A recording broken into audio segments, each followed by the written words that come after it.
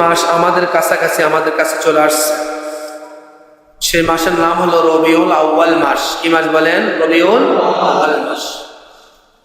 আমরা রবিউল আউয়াল মাসে রাসূলুল্লাহ সাল্লাল্লাহু আলাইহি সাল্লামের জীবন বৃত্তান্ত আলোচনা করে আর শুনে আমাদের প্রত্যেকের জীবন, প্রত্যেকের জিন্দেগি পাল্টাই ফেলব, যাতে আমরা আল্লাহ পাকের একনিষ্ঠ ও নিকটতম বান্দা হতে পারি।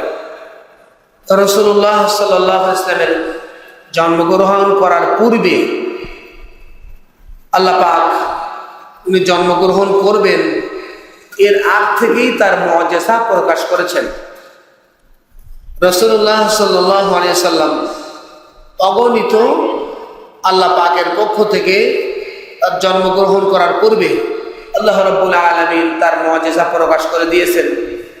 যেমন আমরা আলোচনা করেছি যে আসহাবে ফিলের ধ্বংস, রাসূলুল্লাহ সাল্লাল্লাহু আলাইহি ওয়াসাল্লাম জন্মগ্রহণ করার 40 থেকে 55 দিন, কয়েকটা রওয়ায়াত আছে, কেউ কেউ বলেছেন 2 মাস বা 55 দিন পূর্বে এই আসহাবে ফিল বাদশাহ আব্রাহাম সে এসেছিল কাবা গৃহকে ধ্বংস করার জন্য। আল্লাহ রাব্বুল আলামিন রাসূলুল্লাহ সাল্লাল্লাহু আলাইহি ওয়াসাল্লামের জন্মের এই যে হলো গ্রহণ করার মুআজিজার পূর্বে তাদের সকলকে পুরাপুরি ধ্বংস করে দিয়েছেন রাসূল সাল্লাল্লাহু আলাইহি ওয়াসাল্লামের খাতিরে, আল্লাহ পাকের ঘরের মর্যাদার খাতিরে, যেটা আল্লাহ রাব্বুল আলামিন সূরা ফিলের মধ্যে অত্যন্ত বিস্তারিতভাবে আলোচনা করে দিয়েছেন। আমরা আলোচনা করেছি আল্লাহ পাক নিজে বলেছেন পয়গম্বর সাল্লাল্লাহু আলাইহি ওয়াসাল্লামকে লক্ষ্য করে, আপনি কি দেখেন নাই আসহাবে ফিলের সাথে আপনার রব কেমন ব্যবহার করেছেন? তাদের সমস্ত বক্রতা, অন্তরের বক্রতাকে সব নস্যাৎ করে দিয়ে ধ্বংস করে দিয়েছেন। আল্লাহ পাক কোরআনের মধ্যে বলছেন আলাম তারা কাইফা ফাআলা রাব্বুকা বিআসহাবিল ফিল। আল্লাহ পাক বলতেছেন আপনি লক্ষ্য করেন নাই, দেখেন নাই আসহাবে ফিলের সাথে আপনার রব কেমন কাজ করেছেন, কেমন মুআমালা করেছেন।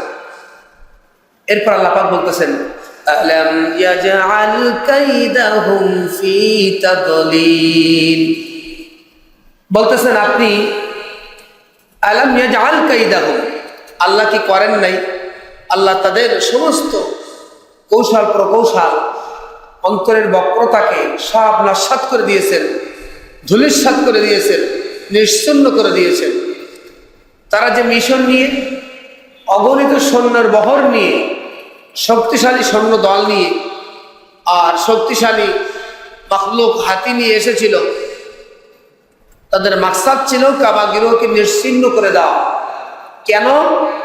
আমরা আলোচনা করেছি যে এই বাদশাহ মানুষের পূজা করার জন্য তাদের দেশের ভিতরে একটা গির্জা তৈরি করেছিল, যে গির্জার আশেপাশে 2 ধরনের রওয়ায়াত অনুযায়ী কেউ আগুন ধরাইছিল, এই আগুনের লেলিহান এসে এই ঘরে আক্রমণ করে, ঘর পুরোপুরি শেষ করে ফেলেন, এই গির্জাকে শেষ করে দেয়। অথবা কেউ বাথরুম করেছিল ঘরের ভিতরে, যে খবর বাদশার কাছে পৌঁছায়নি, বাদশার কাছে এটাও পৌঁছাইছিল যে আরব গোষ্ঠীর কেউ এসে এই ঘরের নিন্দা করেছে, এই ঘরকে ভৎসনা করার উদ্দেশ্যে, এই ঘরকে অপদস্থ করার উদ্দেশ্যে এই কাজগুলো করেছে। বাদশাহ এই খবর শুনে সে অত্যন্ত রাগান্বিত হয়ে আরববাসীদের যে ঘর ছিল কাবা গৃহ পূজার জন্য, উপাসনা করার জন্য, সেটাকে ধ্বংস করার জন্য সে এসেছিল। কিন্তু সেটা সে ধ্বংস করতে এসে তার অন্তরের ভিতরে খারাপ উদ্দেশ্য ছিল। আল্লাহ রাব্বুল আলামিন পয়গম্বর সাল্লাল্লাহু আলাইহি ওয়াসাল্লামের জন্মগ্রহণ করার পূর্বে তার মুআজিজা প্রকাশ করে দিয়েছিলেন। আল্লাহ পাক তাদের সমস্ত বক্রতাকে মাটির সাথে মিশিয়ে দিয়েছিলেন। বলেন সুবহানাল্লাহ। আল্লাহ রাব্বুল আলামিন বলেন ওয়া আরসালা আলাইহিম তায়রান আবাবিল।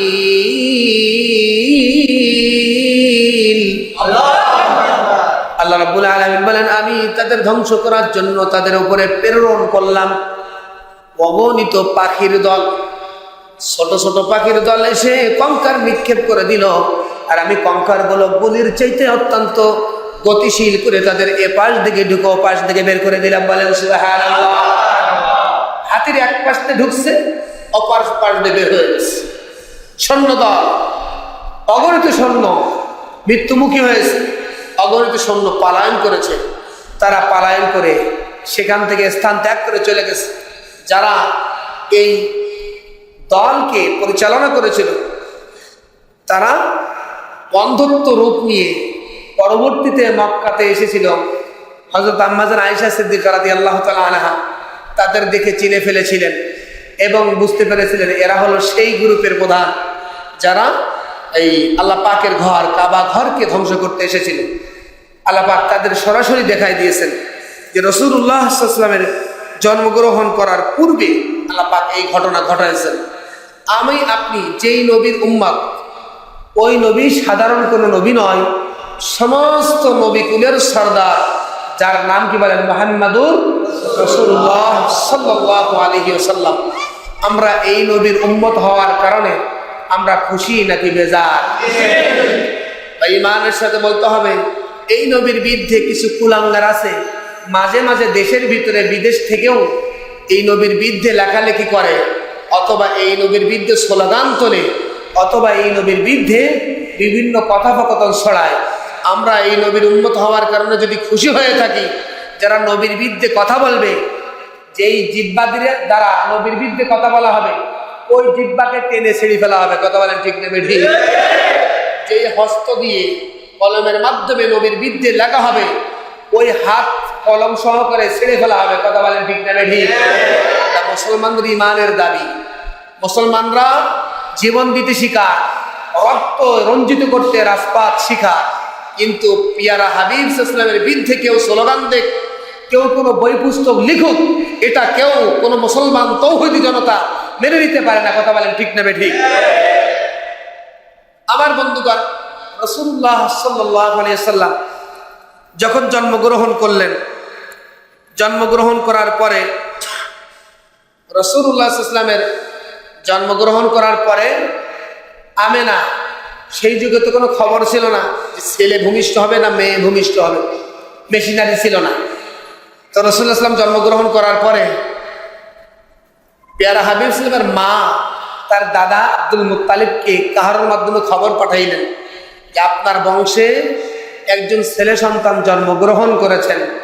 এই খবর শুনে আব্দুল মুত্তালিব দাদা যান, উনি আনন্দ চিত্তে ওই ঘরে চলে আসছেন, পয়গম্বর সাল্লাল্লাহু আলাইহি ওয়াসাল্লামকে নিয়ে অনেক আনন্দিত হয়েছেন এবং চুমা খেয়েছেন। কাবা গৃহে নিয়ে তাকে নিয়ে আল্লাহর দরবারে দোয়া করেছেন। বলেন সুবহানাল্লাহ।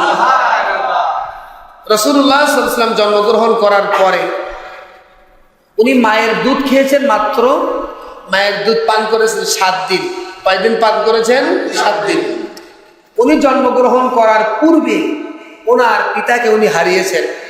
ওনার পিতা নিজ দেশ ছেড়ে বণিকদের সাথে, ব্যবসায়িকদের সাথে সিরিয়ায় গিয়েছিলেন।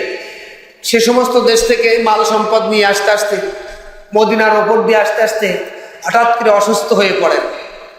রাসূলুল্লাহ সাল্লাল্লাহু আলাইহি ওয়াসাল্লামের পিতার মামার বাড়ি ছিল মদিনার আশপাশে। এই মদিনার আশপাশে মামার বাড়িতে আশপাশে যখন উনি অসুস্থ হয়ে পড়লেন, তারা ছিল বনি নাজ্জার বংশধর। তো ব্যবসায়িক যারা সাথে ছিল তারা ওনার বাবা আব্দুল্লাহকে আর সাথে নিয়ে আসাটা সমীচীন মনে করলেন না। 400 থেকে 450 কিলোমিটার অতিক্রম করতে হবে, তাই ওনারা আব্দুল্লাহকে, রাসূলুল্লাহ সাল্লাল্লাহু আলাইহি ওয়াসাল্লামের পিতা আব্দুল্লাহকে ওনার মামার বাড়িতে রেখে আসলেন। মুসলমান ভাইরা আমার, পিয়ারা হাবিবের পিতা আব্দুল্লাহকে মামার বাড়িতে রেখে যখন তারা মক্কায় চলে আসলো, আব্দুল মুত্তালিব খবর নিল আমার ছেলে আব্দুল্লাহর খবর কি। বণিকরা, ব্যবসায়িকরা বলল আপনার সন্তান রাস্তার ভিতরে অসুস্থ হয়ে পড়েছে, অসুস্থ হওয়ার কারণে তার মামার বাড়িতে আমরা রেখে আসছি। আব্দুল মুত্তালিব দেরি করলেন না, দেরি না করে তিনি তার আরেক ছেলেকে পাঠিয়ে দিলেন আব্দুল্লাহর খবর নেওয়ার জন্য। কেতাবের মধ্যে আসছে, সিরাতের মধ্যে আসছে, ভাই যখন নাকি ভাইয়ের খবর নিতে গেলেন, মদিনা থেকে খবর নিয়ে আবার মক্কায় আসতেছেন, এর আগে আগে পয়গম্বর সাল্লাল্লাহু আলাইহি ওয়াসাল্লাম তার পিতা আব্দুল্লাহ দুনিয়ার থেকে চিরবিদায় নিয়ে তিনি আল্লাহ পাকের ডাকে সাড়া দিয়া গহীন কবরে শায়িত হয়ে গেলেন। আল্লাহু আকবার। তখনও আমার আপনার পয়গম্বর সাল্লাল্লাহু আলাইহি ওয়াসাল্লাম মাতৃগর্ভের ভিতরে, উনি এখনো জন্মগ্রহণ করেন নাই। বাস পিতাকে হারিয়ে ফেললেন, পিতাকে দেখেন নাই। আমার আপনার পয়গম্বর সাল্লাল্লাহু আলাইহি ওয়াসাল্লাম এতিম হয়ে গেলেন। রাসূলুল্লাহ সাল্লাল্লাহু আলাইহি ওয়াসাল্লাম এতিম অবস্থায় দুনিয়াতে জন্মগ্রহণ করেছেন। আব্দুল মুত্তালিব তাকে নিয়ে বাইতুল্লাহ ঘরে নিয়ে দোয়া করেছেন। তৎকালীন যুগে ওই সময় আরবের মধ্যে অত্যন্ত মহামারী চলতেছে, বৃষ্টি নাই, অনাবৃষ্টির কারণে কোনো কিছু খাবার দাবার ইত্যাদি শাকসবজি উৎপন্ন হওয়ার কোনো ব্যবস্থা নাই। মানুষের অনাহার, অভাব, অনটন, দুর্ভিক্ষ ছড়িয়ে পড়েছে, অনেক কষ্টে সম্মুখীন। তো ওই যুগে আরব দেশে নিয়ম ছিল, মায়ের বুকে যদি দুধ না থাকে তাহলে অন্য নারীরা টাকার বিনিময়ে, অর্থের বিনিময়ে দুধ পান করায়, তাদেরকে বলা হয় দুধ মা। তো এরকম একটা দল আরবের মধ্যে, মক্কার মধ্যে অন্য একটা বংশ থেকে আরবের বাজারে কিছু দুধ পানকারী নারী একসাথে আসলো। হযরত রাসূল করিম সাল্লাল্লাহু আলাইহি ওয়াসাল্লাম, তার মায়েরও দুধের সমস্যা, তাই তাকেও নিয়ে বাজারে উঠলো যে কোনো দুধ পানকারী নারী দেখি তাকে নিয়ে লালন পালন করে কি করে না। সাদ বিন বাকার গোত্রের মহিলারা একসাথে এসেছিল, তাদের সাথে মা হালিমা সাদিয়া রাদিয়াল্লাহু তাআলা আনহাও ছিলেন। তো উনি ওনার একটা দুধ পান করা বাচ্চাকে নিয়ে, ওনার স্বামীকে নিয়ে একটা দুধ দেয় এমন একটা উটনি নিয়ে একটা গাধার পৃষ্ঠে সওয়ার হয়ে উনিও মক্কার বাজারে ওই দুধ পানকারিনী নারীদের দলের সাথে এসেছেন। একটা বাচ্চা নিবেন, দুধ পান করাবেন, দুর্ভিক্ষ অবস্থা একটু দুর্বৃত করবেন, কিছু টাকা পয়সা পাবে বাচ্চার দুধ পান করাইলে, এই জন্য আসছে। পর্যায়ক্রমে বাচ্চারা, অনেক বাচ্চা এসেছে দুধ পান করানোর জন্য, একে একে সবাই নিচ্ছে। কিন্তু আমার আপনার পয়গম্বর সাল্লাল্লাহু আলাইহি ওয়াসাল্লামের কথা শুনে যে তিনি হলেন এতিম, তার বাবা নাই, এই কথা শুনে কেতাবের মধ্যে আসছে, সিরাতের মধ্যে আসছে, যত দুধ পানকারিনী নারী এসেছিল কেউই তাকে নিল না। চিন্তা করতেছে একে নিলে এর টাকা দেবে কে, ভরণ পোষণ কে দিবে, কেউই নিল না, সবাই ফেরত দিল। যত বাচ্চা দুধ পান করানোর জন্য সেখানে এসেছিল সমস্ত বাচ্চা সবাই একটা একটা নিয়ে ফেলেছে। এখন বাকি আছে মাত্র আমার আপনার পিয়ার হাবিব সাল্লাল্লাহু আলাইহি ওয়াসাল্লাম, শিশু নবী বাকি আছে। আমার একমাত্র বাকি আছেন দুধ পানকারী নারী হিসেবে হালিমাতুস সাদিয়া, তিনি কোনো বাচ্চা এখনো পান নাই। আমার বন্ধুগণ, কি অবস্থা চিন্তা করেন, যেই নবী সমগ্র পৃথিবীর বাদশা, যেই নবীর সুপারিশ ছাড়া কিয়ামতের ময়দানে হাজার হাজার কোটি কোটি শত শত কোটি মানুষ সেখানে থাকবে, তার সুপারিশ ছাড়া আল্লাহ রাব্বুল আলামিন বিচার কারো দিবাস শুরু করবেন না, বলেন সুবহানাল্লাহ। সেই নবীর অবস্থা আল্লাহ পাক এমন অবস্থা করায় রাখছে, পরীক্ষা। আমার আপনার পয়গম্বর এতিম হওয়ার কারণে কেউ নিল না। মুসলমান ভাই আমার, হালিমাতুস সাদিয়া পয়গম্বর সাল্লাল্লাহু আলাইহি ওয়াসাল্লামের চেহারা দেখে অন্তরের ভিতরে একটু ভালোবাসা চলে এসেছে, মহাব্বত চলে আসছে। আর চিন্তা করতেছেন এই সন্তান যদি না নেই তাহলে আমার ঘর থেকে, তায়েফ থেকে যে আমি এসেছি দুধ পান করানোর জন্য, একটা বাচ্চা নেওয়ার জন্য, খালি হাতে আবার ঘরে ফিরে যেতে হবে। তাই তিনি চিন্তা করলেন বাচ্চাটা নেওয়া যাক। স্বামীর সাথে পরামর্শ করলেন, ওগো স্বামী, যদি এই বাচ্চাটা নিয়ে না যায় তাহলে খালি হাতে যেতে হবে, মনে হয় বাচ্চাটা নিলে আমাদের ভালো হবে। স্বামী স্ত্রীর সাথে একমত পোষণ করে পয়গম্বর সাল্লাল্লাহু আলাইহি ওয়াসাল্লামকে নেওয়ার জন্য উদ্বুদ্ধ হয়ে একমত পোষণ করে তাদের কাছে আবেদন করলেন, হ্যাঁ আমরা এই বাচ্চাকে নিতে ইচ্ছুক। যখন তারা একমত পোষণ করেছেন, হালিমাতুস সাদিয়া রাসূল করিম সাল্লাল্লাহু আলাইহি ওয়াসাল্লামের কাছে যেই দেখতেছেন উনি দুধের চাইতে সাদা, এত একটা সাদা চাদর হলো উপরে, চাদরের উপরে শুয়ে আছেন। আর উনি শুয়ে ঘুমাচ্ছেন, শিশু ঘুমাচ্ছে। হালিমাতুস সাদিয়া রাদিয়াল্লাহু তাআলা আনহা কিতাবের মধ্যে আসছে উনি ওনার ডান হাতকে পয়গম্বর সাল্লাল্লাহু আলাইহি ওয়াসাল্লামের বুকের উপরে রেখেছেন জাগ্রত করানোর উদ্দেশ্যে। আমার আপনার পয়গম্বর সাল্লাল্লাহু আলাইহি ওয়াসাল্লাম যখন বুকের উপর হাতের অবস্থা বুঝতে পেরেছেন, উনি চোখ খুলে মিসকে হেসে দিয়েছেন। হালিমাতুস সাদিয়া রাদিয়াল্লাহু তাআলা আনহার চেহারার দিকে তাকিয়ে বলেন সুবহানাল্লাহ। ওনার মিসকি হাসি দেখে হালিমাতুস সাদিয়া রাদিয়াল্লাহু তাআলা আনহার অন্তরে আরো ভালোবাসা বেড়ে গেছে, বলেন সুবহানাল্লাহ। মুসলমান ভাই আমার, কিতাবের মধ্যে আসছে হালিমাতুস সাদিয়া তিনি বলেন যে আমি যখন দেখলাম তিনি ঘুম থেকে জাগ্রত হয়েছে, তার দুই চোখ থেকে নূরের মতো দুইটি বস্তু বের হয়ে আসমানের দিকে অবতরণ করলো, চলে গেল, বলেন সুবহানাল্লাহ। বলছে আমি দেখলাম, লক্ষ্য করলাম, আমি চিন্তা করলাম এই বাচ্চা তো সাধারণ বাচ্চা নয়। উনি আর দেরি করলেন না, বাচ্চাটাকে নিয়ে বুকে জড়িয়ে নিয়েছেন। মুসলমান ভাইয়েরা আমার, চিন্তা করার বিষয়, কিতাবের মধ্যে আসছে বলতেছে যে আমি এসেছি, আমার স্থান পুরো দুধ শূন্য, কারণ আমাদের খাদ্য সামগ্রী নাই, আমরা খেতে পারি না, দুর্ভিক্ষ অবস্থা চলতেছে। আমার যে উটনিটা নিয়ে আসছি দুধ পান করবো তার থেকে, সেই উটনির স্তনের মধ্যেও দুধ নাই, বোটার ভিতরে দুধ নাই। আমরা এমন অবস্থার মধ্যে তায়েফ থেকে এসেছি। যখন এই পয়গম্বর মুহাম্মদকে নিয়ে আমি বুকে জড়িয়ে নিয়েছি, সঙ্গে সঙ্গে মুহূর্তের ভিতরে বুকে জড়াই নিতে দেরি হয় নাই, আমার নিতে দেরি নয়, আমার স্তনে তার আগেই দুধ চলে আসছে, বলেন সুবহানাল্লাহ। আমার বন্ধুগণ, হালিমাতুস সাদিয়া বলেন সিরাতের কিতাবের মধ্যে আসছে আমি যখন শিশুটাকে নিয়ে বুকের ভিতরে জড়াই নিয়েছি, সঙ্গে সঙ্গে অনুভব করলাম আমার দুই স্তনের ভিতরে দুধ ভরপুর হয়ে গেছে, বলেন সুবহানাল্লাহ।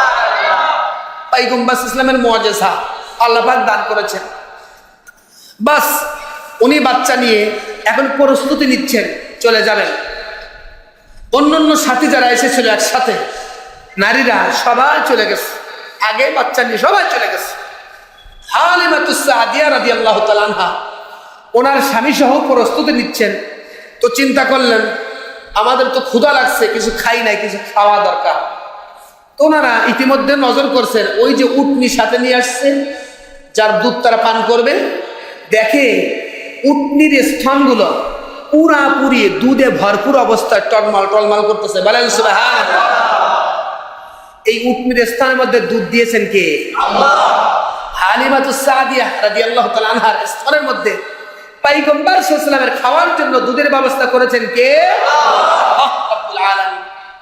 যেখানে দুধ নাই সেখানে দুধের ব্যবস্থা করতে পারেন কে? আল্লাহ। যাদের খাবার নাই খাবারের ব্যবস্থা করতে পারেন কে?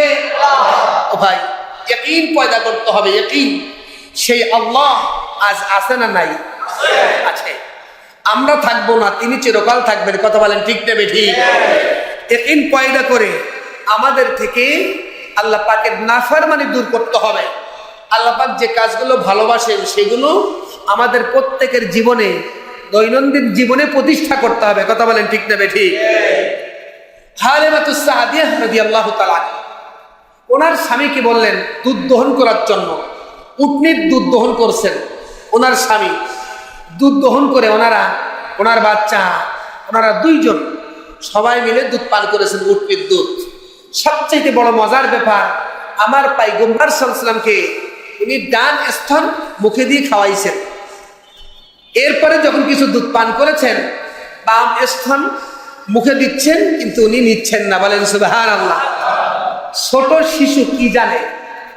ওনার কানে কিতাবের মধ্যে আসছে, ইলহামের মাধ্যমে আল্লাহ পাক আওয়াজ দিয়ে দিয়েছেন, তোমার দুধ ভাই আছে, তার হক তুমি নষ্ট করো না, বলেন সুবহানাল্লাহ। মুহাম্মদ সাল্লাল্লাহু আলাইহি ওয়াসাল্লাম শিশু থাকা অবস্থায় আর কখনো যতদিন দুধ পান করেছেন কখনো বাম স্তনে কখনো মুখ লাগান নাই, ডান স্তন থেকে দুধ পান করেছেন, বলেন সুবহানাল্লাহ। শিশু বাচ্চার অন্তরে আল্লাহ পাক ইলহাম ঢেলে দিয়েছেন, বলেন সুবহানাল্লাহ। মুসলমান ভাইরা আমার, সবাই পেট ভর্তি করে খাওয়া দাওয়া করেছেন, দুধ পান করেছেন। এরপরে ওই যে দুর্বল গাধা ছিল, দুর্বল গাধার পৃষ্ঠে হালিমাতুস সাদিয়া উঠেছেন, শিশু বাচ্চাকে নিয়ে উঠেছেন, আরোহণ করেছেন। স্বামী তার বাচ্চাকে নিয়ে উটনির পৃষ্ঠে উঠে এখন রওনা দিয়েছেন যখন রওনা দিয়েছেন অনেকক্ষণ পূর্বে তার সাথীরা অন্যান্য যানবাহনের পৃষ্ঠে উঠে রওনা দিয়েছে। এরা অনেক পরে রওনা